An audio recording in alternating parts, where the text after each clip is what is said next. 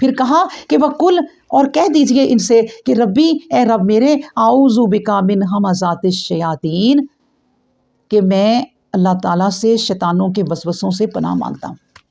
بس یہ بات سیکھ لو. وَأَعُوذُ بِكَ رَبِّي أَن يَحْضُرُونَ، اور میں اس سے پناہ مانگتا ہوں کہ وہ میرے پاس آ جائیں. میرے پاس آ جائیں یعنی برائیاں، وسوسے، شیطانی وسوسے وہ میرے اوپر آ جائیں. نبی کریم صلی اللہ علیہ وسلم آپ کو بتائے کہ دعا پڑھا کرتے تھے جو ابھی میں نے شروع میں پڑھی ہے، اعوذ باللہ السمیع العلیم من الشیطان الرجیم من ہمزہ نفخہ نفثہ بسم اللہ الرحمن الرحیم، پھر شروع کرتے تھے بات. تو یہ پناہ مانگنا ہے شیطان سے، کہ شیطان سے پناہ مانگ لیا کرو اپنے کاموں میں. یہ باتیں کرو بجائے کہ تم ایک دوسرے کے لیے عذاب کا طلب کرو، عذاب کی طلب کرو. عذاب کی طلب تو پیغمبر بھی نہیں کرتے تھے، تب تک ہی کرتے تھے جب تک حکم الہی نہیں ہوتا تھا. پھر جب پیغمبر دیکھتا تھا کہ اب کوئی گنجائش نہیں رہی تو وہ پھر اللہ کی طرف دیکھتا تھا کہ اب کیا کرنا ہے.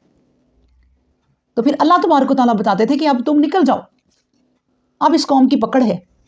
تو اس عذاب سے اللہ نے کہا، اس عذاب سے اور برائیوں سے اور وسوسوں سے اور شیطان سے پناہ مانگ لیا کرو ہر بات میں.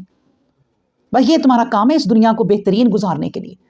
اب دیکھیں نا اپنی زندگی کو اگر اللہ نے موقع دے دیا ہے، اب آپ میرے پاس جتنی بھی عورتیں بیٹھی ہیں ہم سب عمر کے کتنے عجیب حصے میں ہیں، آپ خود ہی سوچیں.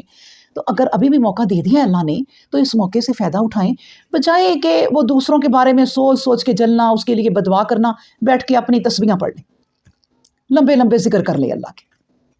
صبح نبی کریم صلی اللہ علیہ وسلم نے کہا جو 100 دفعہ پڑھے گا نا سبحان اللہ و بحمدہ سبحان اللہ العظیم، تو اس کے سمندر کی جھاگ کے برابر بھی گناہ ہوں گے تو معاف ہو جائیں گے. اچھا پھر دل کو جو سکون ملے گا نا، یہ آپ سوچیں. جس نے صبح کی نماز بڑے قرار سے پڑھ لی، بڑے پیار سے پڑھ لی، بڑے دھیان سے پڑھ لی، خشوع خضوع سے پڑھ لی، اس کا پورا دن بڑے سکون سے گزرے گا.